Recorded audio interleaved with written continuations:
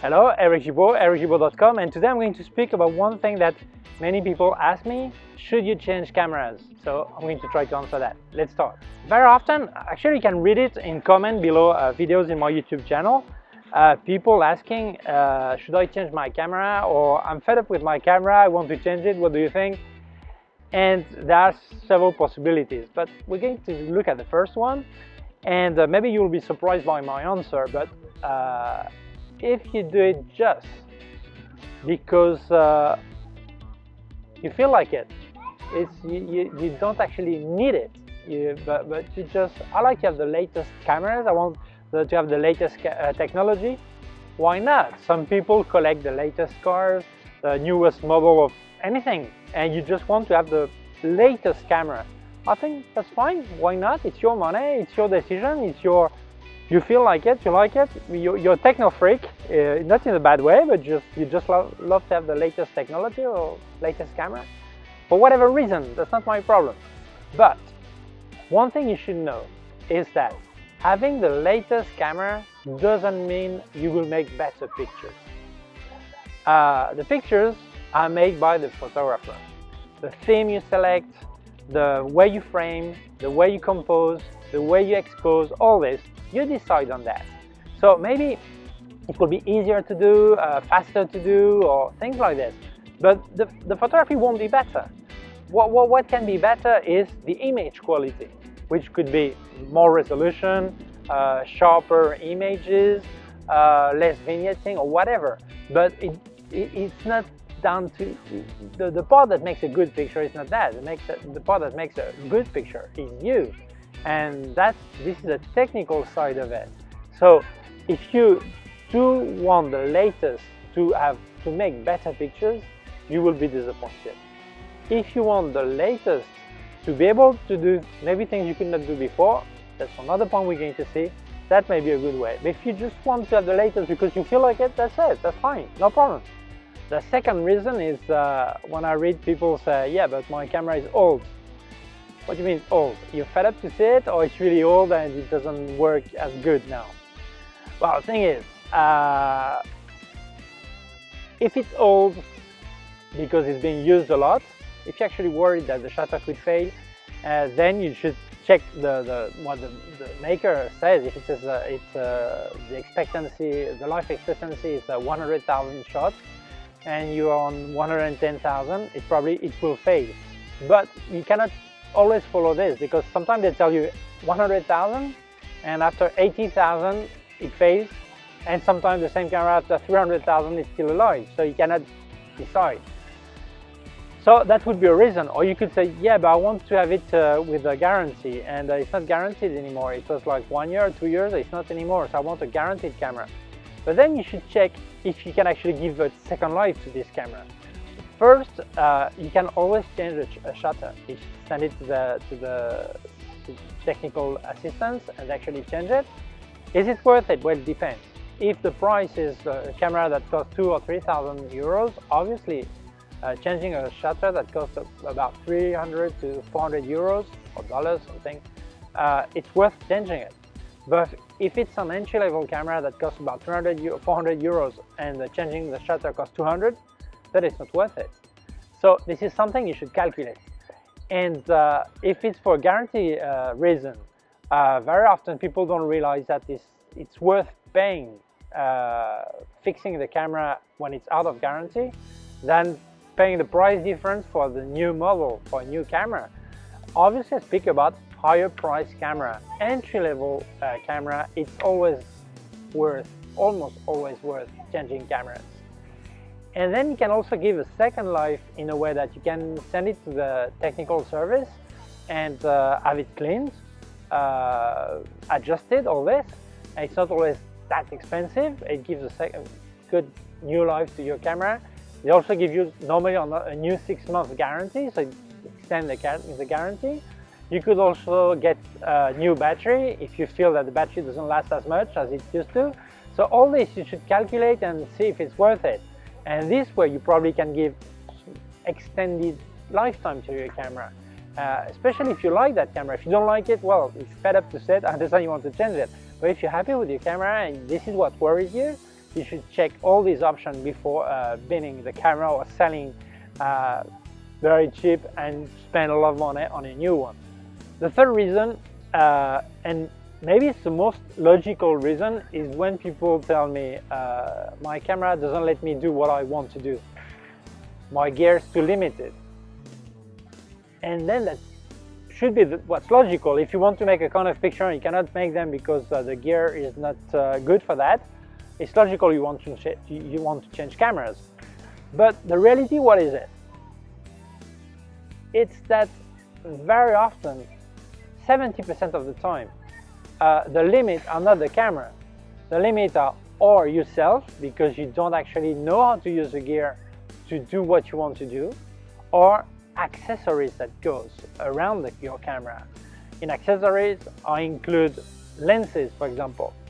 Sometimes people say, I want to change cameras because I want to do really, to have really shallow depth of field, and my camera doesn't let me do that.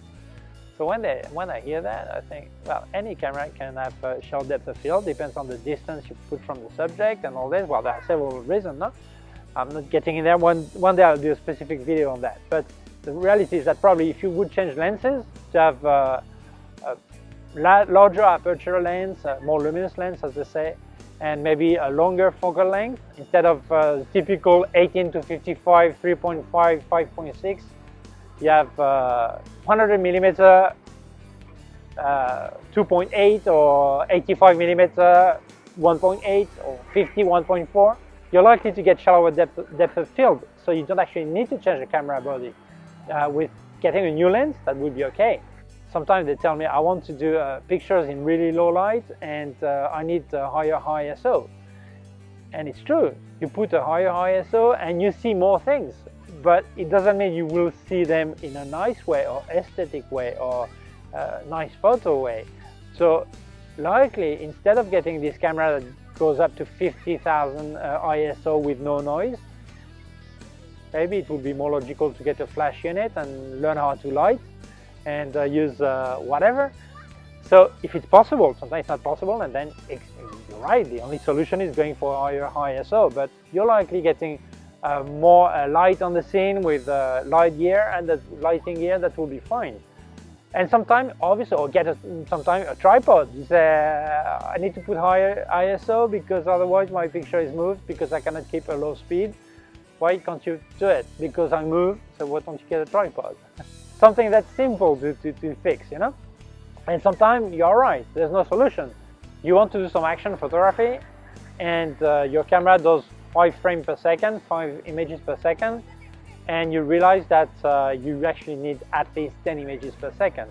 Obviously your camera cannot do, if it does 5, it cannot do 10, that's period, that's it. So you have no other choice than changing gear. That's logical. So before accusing your gear to be limited, check if the limits are not yourself using the gear, or if accessories, including lenses, could solve the problem and remove these limits. Now, I think there's one tip that is not for the first type of people who just want to change because they just feel like it, because they just get the latest one and that's it, nothing to think about. But for the second and third point, if you want to change because you feel it's going to break or whatever, and you want new gear and you don't know what, or you're on the third situation and you want to look at some accessories like lenses, if you can, try it, because maybe it won't solve your problem or your limits, so you spend more money and you have not tried it. So there are several ways of trying. First, the cheapest one is on Facebook or in a photography club, whatever. You meet some people and they say, oh, you have this lens, can I try it? And the guy is next to you, lets you try the lens or the camera body that you would like to buy. Say, do you mind if I try it? I use my SD card myself, or a CF card, whatever, memory card. I try it, and you see if it responds to your needs. Because before spending a lot of money, it's good to know, no? And the second option is a bit more expensive, but it's also a good option, is to rent the gear. There are many companies that actually rent cameras, camera bodies, and also lenses. And I think it's really good for lenses because camera bodies, they normally have 2 or 3 types. but lenses that normally have a wide range of lenses, and especially if you think about telelens, you do like windsurf photography or wildlife photography, and you feel like before buying this 500mm lens, is it really okay for me? So maybe it's worth spending €100, $100 and try the lens for a weekend instead of spending like 2,000 on the lens and you find out it's not what you need, you know. So I think this is also an option you should think seriously about. And if it's a camera body you would like to try, you would like to buy, try to find someone who has it, or go to a shop and ask them if you can try it there. Obviously it's not the same thing that bringing it home. Some company let you do that, but not always, and always try if you can.